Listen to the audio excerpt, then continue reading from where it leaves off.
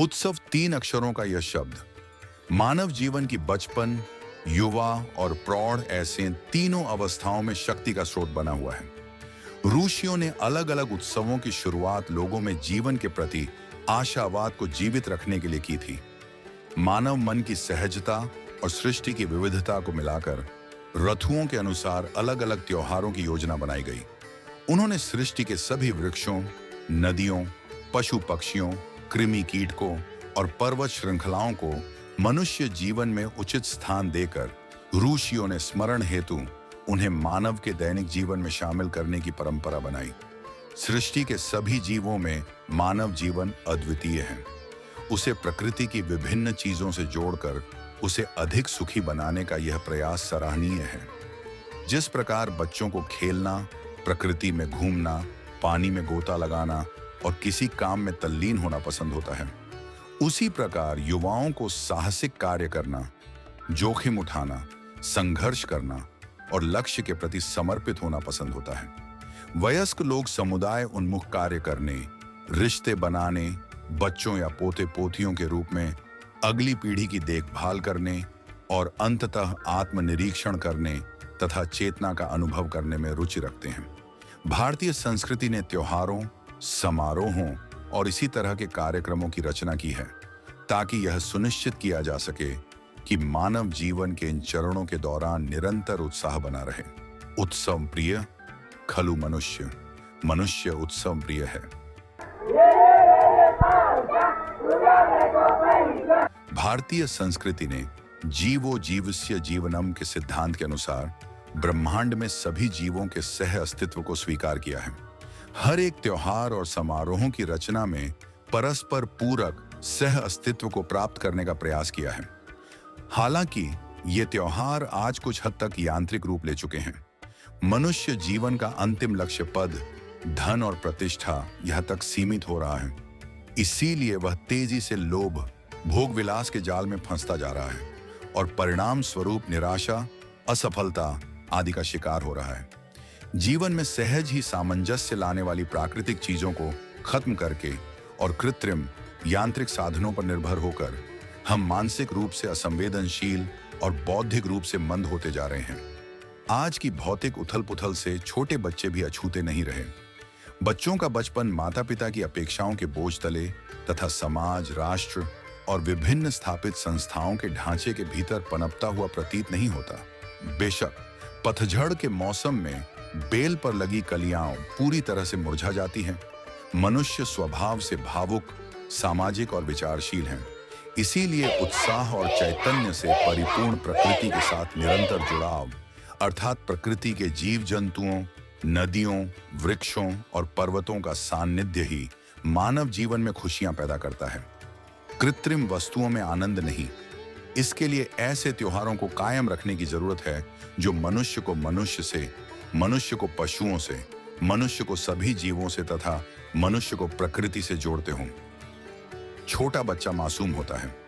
उसका स्वभाव तितली जैसा है जो खेलना, दौड़ना और स्वतंत्रता पूर्वक घूमना चाहता है। सपने देखने, उसके प्रति प्रतिबद्ध होने और जीवन में ऊंची उड़ान भरने की मानसिकता बच्चों की होती है। समाज में कुछ ऐसी गतिविधियां हो रही हैं जो उसे प्रोत्साहित करती हैं। संस्कार निकेतन द्वारा आयोजित संस्कार संवर्धन उत्सव ऐसे ही प्रयासों का एक छोटा सा हिस्सा है। स्कूल की परीक्षाएं समाप्त होते ही बच्चे 10 दिन के लिए उत्सव में एकत्रित होते हैं।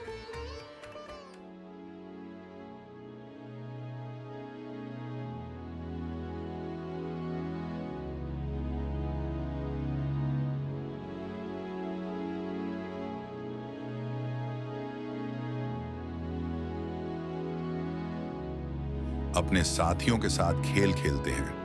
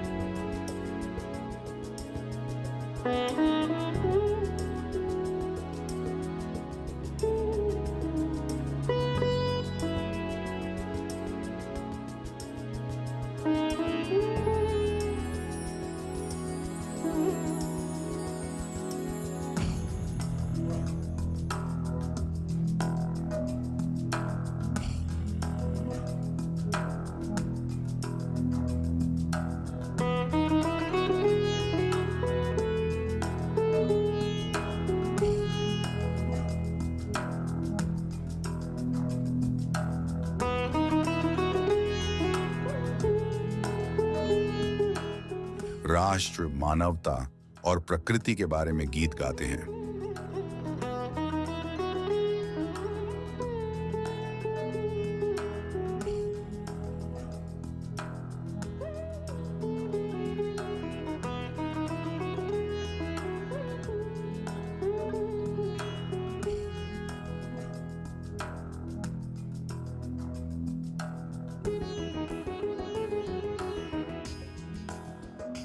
हर दिन संगीत की धुन पर खूब नृत्य होता है।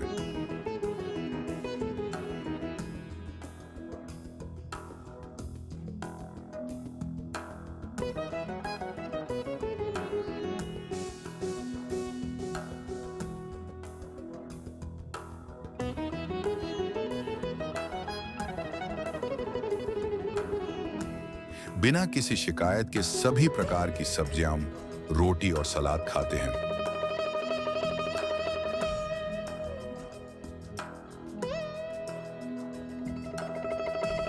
वे दूध और हर्बल पत्तियों का शरबत पीते हैं।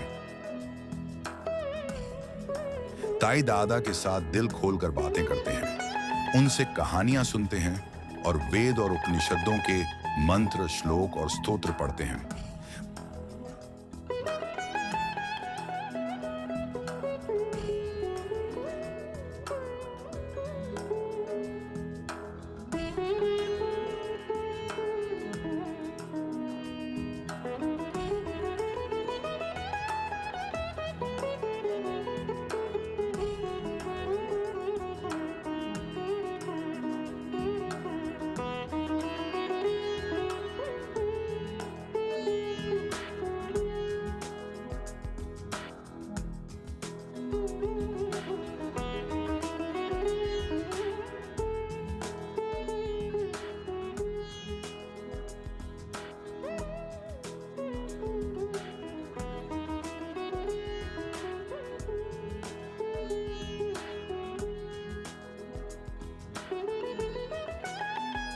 बच्चे अनजाने में ही अपने ताई दादा को देखकर उनके जैसा व्यवहार करना सीख जाते हैं।